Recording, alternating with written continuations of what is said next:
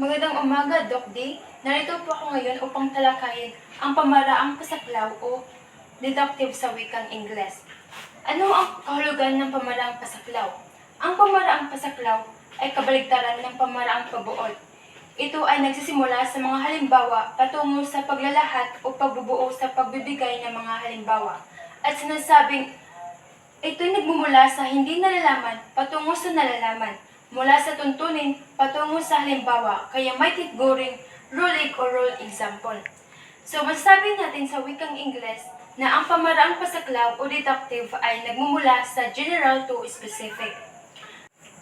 At ngayon, ang pamaraang pasaklaw ay may katangian. Una ay ang panimula o introduction sa Ingles. Sa bahaging ito ay pagbabalik ang anumang aralin na may kaugnayan sa bagong araling tatalakayin. Dito rin sa bahaging ito, naroon ang pagganyak o paggising sa kawilihan ng mga mag-aaral sa aralin. Ang panimula sa pamaraang pasaklaw ay katulad din ng paghahanda sa pamaraang pabuod. So sa panimula, ang isang guro ay nagbibigay ng motibasyon o pagganyak sa mga mag-aaral upang magkaroon sila ng interes sa bagong aralin na tatalakay ng isang guro. So, sa susunod naman, sa pangalawa, ay pagbibigay ng tuntunin o katuturan. Ipinababasa ng guro sa mga mag-aaral, ang tuntunin ay dapat na maging payak. Ang talasalitaan ay angkop sa kakayahan ng mga mag-aaral. So, sa pangalawa naman, nagbibigay ang guro o pinagkaalam ng guro ang tuntunin o ang pagsang-aralin ng kanyang tatalakayin. So ngayon naman ay dadako tayo sa pangatlo tungkol sa pagpapaliwanag sa tuntunin. Ipagsusuri sa mga mag-aaral ang tuntunin na magbibigay ng paliwanag kung mahaba ang tuntunin, maaaring hati-hatiin sa maliit na bahagi at masusing talakayin ang klase. Sa bawat bahagi, hayaan ng mga mag-aaral ang magsuri at tumalakay sa tuntunin. Kung ano ang maging kahulugan sa pagpapaliwanag ay saka lamang madagdagan ang guro. Sa pangatlo naman ay pinagkaloob ng isang guro na ang mag-aaral ay nagbabasa sa tuntunin o sa paksang aralin na pagkatapos ay paliwanag ito sa mag-aaral kung ano ang kahulugan sa tuntunin na ibinasa. At pagkatapos naman ay dagdagan ng guro ang paliwanag.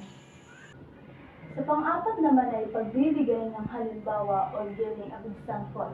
Pagkatapos na masuri ang mga tuntunin, ang mabigyan ng kahulugan ng paliwanag ay pagbigyan ng mga halimbawa ang mga mag-aaral kung malinaw ang pagtatalakay sa tuntunin.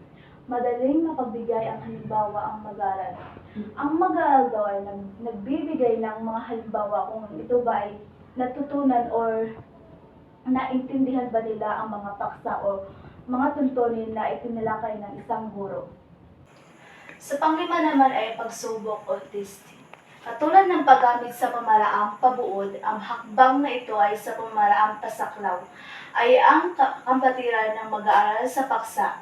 Maaaring may pagsubok sa pasalita ay may pagsubok sa pasulat, maaaring pasulatin ng talata o ng sariling pangungusap na ginagamit sa bagong araling natutunan.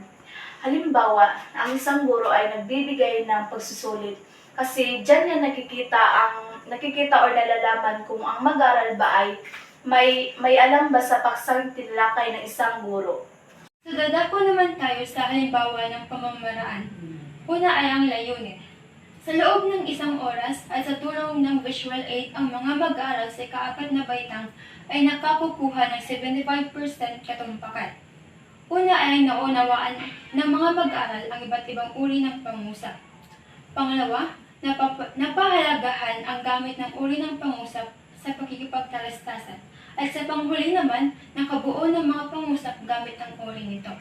So ang aming pagsang-aralin ay tungkol sa uri ng pangusap. Sanggunian kung saan namin nakukuha ang aming tatalakayin ngayon ay sa internet. At ito ang website. Sa kagamitang pampagtuturo, ang aming mga kagamitan ay aklat, Manila paper, marker, kwaderno, at flashcards. At aming values integration ay naangkop ang pagsang-uri ng pangusap sa Sicilian core values na excellence dahil naging malikhain ang mga mag-aaral sa pagbuo ng pangusap gamit ang mga uri nito. Susunod naman ay across discipline. Naangkop ang paksang ito sa Ingles at ESP. Magandang umaga, Grade 4! Ako nga pala si Binibining Gracela at ako ngayon ay yung guro sa araw na ito. Mari bang masitayo ang lahat para sa ating panalangin? Sa ngalan ng Ama, ng Anak, sa Espiritu Santo. Amen. Mahal naming Panginoon, naway gabayan niyo po kami sa araw-araw naming gawain, magpakailanman. Amen. Sa ngalan ng Ama, ng Anak, sa Espiritu Santo. Amen. So magandang umaga, Grade 4! Bago tayo tatapos sa ating talakayan, mari bang pakipulot sa mga basura sa ilalim ng inyong upuan at pagkatapos ay ayusin na rin ang inyong mga upuan. Ngayon naman ay may inihanda akong kanta. At ang pamagat ng kantang ito ay Moshi Moshi o sa Ingles ay Hello Song. So, lahat ba ay alam ang kantang ito? So, mabuti naman at alam ng lahat ang kantang ito. So, madali lang natin itong gawin. So, bago pa man, maaari bang magsatayo ang lahat para sa ating kanta dahil ang kantang ito ay may kasabay na sayaw. So, tatayo ang lahat at hanap ng kapares na maaaring sa katabi lang or malapit lang sa inyo. Pero bago pa man ninyo ito gawin, ay makinig at manood muna kayo sa akin kung paano talaga ito gawin. Maliwanag, Grade 4. So, Moshi Moshi, hola hola, hello hello, kumusta ka? Moshi Moshi, hola hola, hello hello, kumusta ka? Ngayon ay alam ninyo ang kantang ito ay maaari na kayo magharapan sa inyong mga kapares upang gawin na natin ito. So, mayroon akong 5 pangungusap. Sagutin at kilalanin kung nasaan ang simuno at panaguri sa pangungusap. Sa unang halimbawa, si Ana ay maganda at matalino. So, nasaan ang simuno at panaguri sa pangungusap? So, si Ana ay siyang simuno natin. At ay maganda at matalino ay siyang panaguri natin. So, sa pangalawa, si Aling Pedreng ay nagtitinda ng prutas sa palengke. Si Aling Pedreng ang siyang simuno natin ay nagtitinda ng prutas sa palengke ang siyang panaguri natin. So sa pangatlo, masayang nakilahok sa paligsahan sina Edward at Louis. Sina Edward at Louis ang siyang simuno natin. Masayang nakilahok sa paligsahan ang siyang panaguri natin. So, sa pang-apat, ang mga turista ay hinikayat na sumali sa pagsasayaw sa parada ng pista. Ang mga turista ang siyang simuno natin ay naghinikayat na sumali sa pagsasayaw sa parada ng pista ang siyang panaguri natin. Sa panglima, bumili ng 3 kilong bigas si Aling Nina. Si Aling Nina ang ating simuno dito. Bumili ng 3 kilong bigas ang ating panaguri.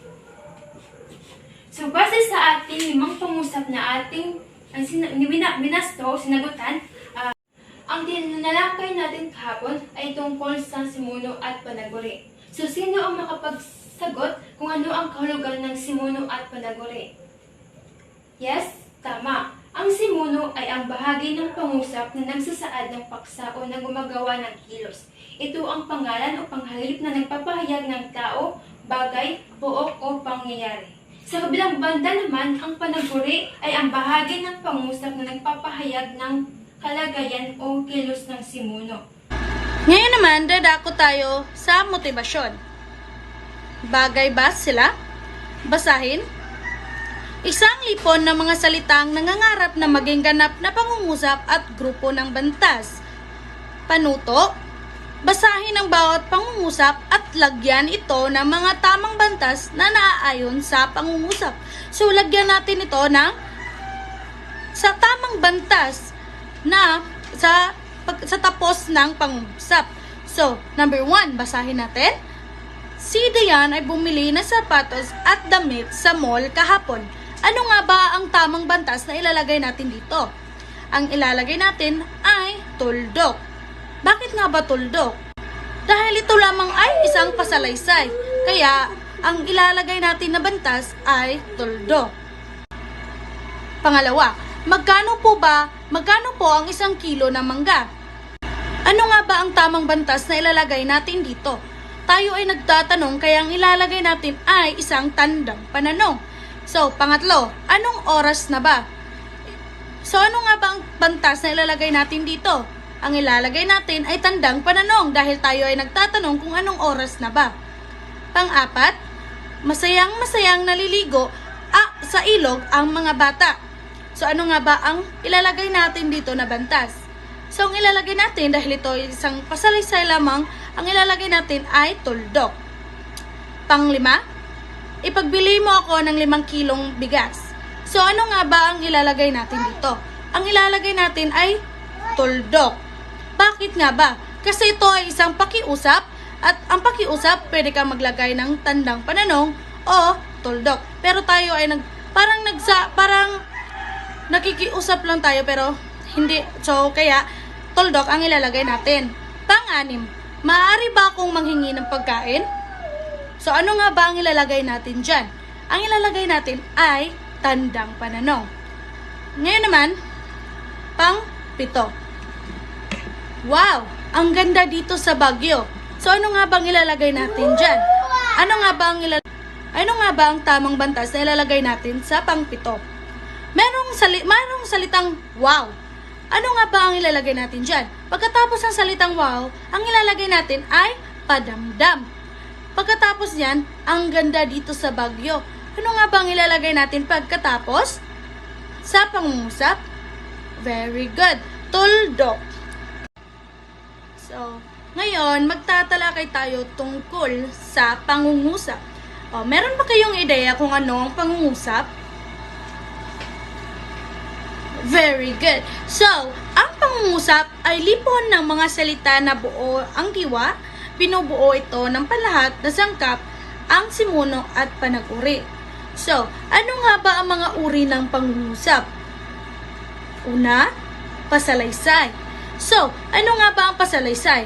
Ang pasalaysay ay pangungusap na nagkukwento o nagsasalaysay. Ito ay nagtatapos sa tuldok. So, meron tayong mga halimbawa dito tungkol sa pasalaysay.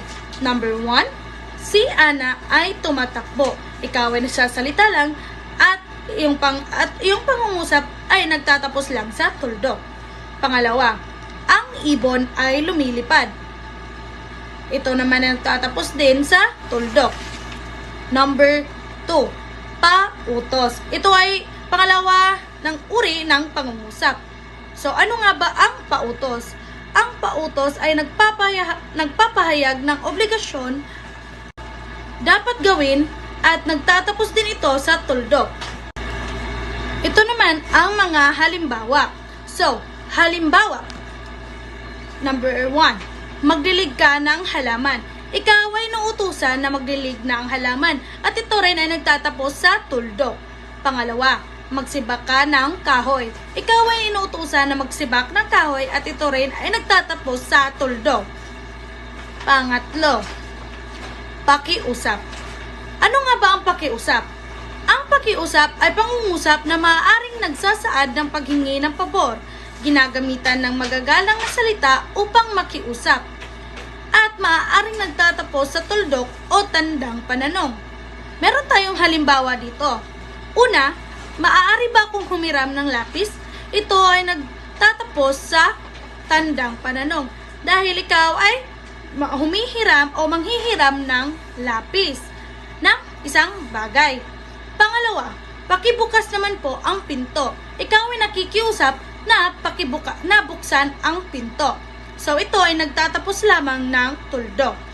So, pang-apat na uri ng pangungusap ay ang patanong. So, ano nga ba ang patanong? Ang patanong ay pangungusap na nagsisiyasat o naghahanap ng sagot at nagtatapos sa tandang pananong. So, meron tayong halimbawa dito. Halimbawa, number 1, nasaan ba ang aking apo? Ito ay nagtatapos sa tandang pananong dahil ikaw ay nagtatanong kung nasaan na ang kanyang apo. Pangalawa, kaya mo bang buhatin yan? Ikaw ay nagtatanong at ito ay nagtatapos sa tandang pananong dahil ikaw ay nagtatanong kung kaya bang buhatin ang pinapapabuhat sa iyo. So ngayon naman ay pangkatin ko kayo at hatiin ko kayo sa 4 na pangkat at sa bawat pangkat ay pumili kayo ng isang representante upang bumunot sa kahon at kukuha kung ano ang pangungusap ang inyong gawa na isenaryo. At itanghal ito sa klase. At sa pagdatanghal naman ay may pagbabasihan tayong rubrics o kung paano ko kayo bibigyan ng puntos. Ang nabibilang sa kriteriya ay una, presentasyon, pangalawa ay kaangkupan sa paksa, pangatlo ay pagkakaisa sa gawain, pang-apat ay kagamitan or props. Sa napakahusay naman ay 20 points, sa mahusay 18 points, sa karaniwan di pakapukaw interes ang pagganap o kulang sa emosyon ay 15 points, pagtatangka o hindi seryoso sa pagganap ay 10 points. Kung talagang may natutunan kayo kay Binibining Reyes, may hinahanda akong pagsusulit para mapatunayan nyo na may natutunan kayong aral kay Binibining Reyes. Panuto ay tukuyin ang uri ng pangungusap ayon sa gamit ng pasalaysay, pautos o pakiusap, patanong at padamdam at lagyan ng tamang bantas. Sa pangalawa naman ay panuto, gumawa ng sariling pangungusap gamit ang sumusunod na uri ng pangungusap gamit ang pasalaysay, padamdam, patanong, pautos, pakiusap. Tapos na ba ang lahat? Kung tapos na kayong sumagot, pakipasa ang inyong mga papel sa harapan. At ngayon naman ay may nahanda akong takdang aralin at ito ay papasa bukas.